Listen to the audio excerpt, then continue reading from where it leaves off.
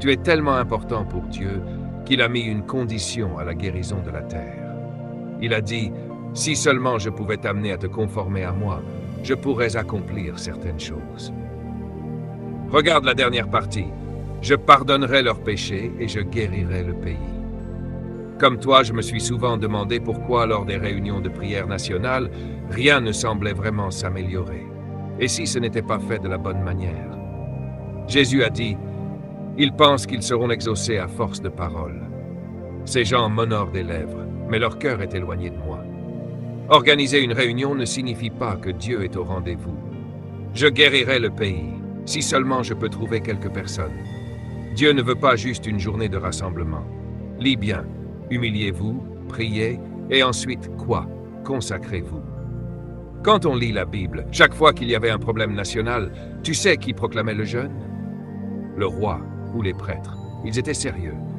Et quand ils déclaraient un jeûne, toute la nation s'arrêtait. Aujourd'hui, nous avons des problèmes nationaux, n'est-ce pas?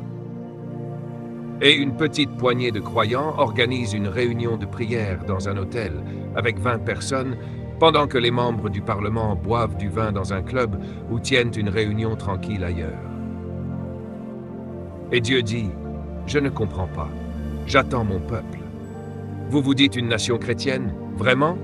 Vous portez mon nom, et pourtant personne ne s'arrête. » Il dit, « Arrêtez-vous tous, et je guérirai la terre. » Mais ce que j'aime chez Dieu, c'est que parfois, il n'a besoin que d'un petit groupe. Et en voyant vos visages ce soir, j'ai le sentiment que Dieu a peut-être assez pour commencer à guérir ce pays, ta famille, ta communauté, ton quartier. Si tu as la foi, lève les mains et crois en Dieu maintenant. Seigneur, utilise-moi pour apporter la guérison à ma terre. Prions au nom de Jésus. Éphésiens 6, 17 dit, « Prenez le casque du salut et l'épée de l'Esprit, qui est la parole de Dieu. » Si j'ai inclus ce verset, c'est parce que les versets 15 à 17 parlent de l'armure de Dieu. Le casque du salut, la cuirasse de la justice, le bouclier de la foi, l'épée de l'esprit, la ceinture de la vérité, les chaussures de la paix. Mais écoutez-moi.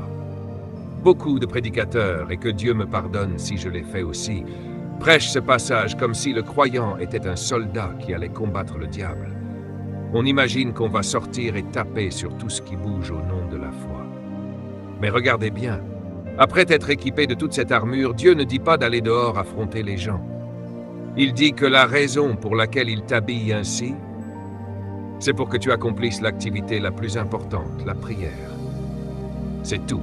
Tu mets ton casque du salut, ta cuirasse de justice, ton bouclier de la foi, ton épée de l'esprit.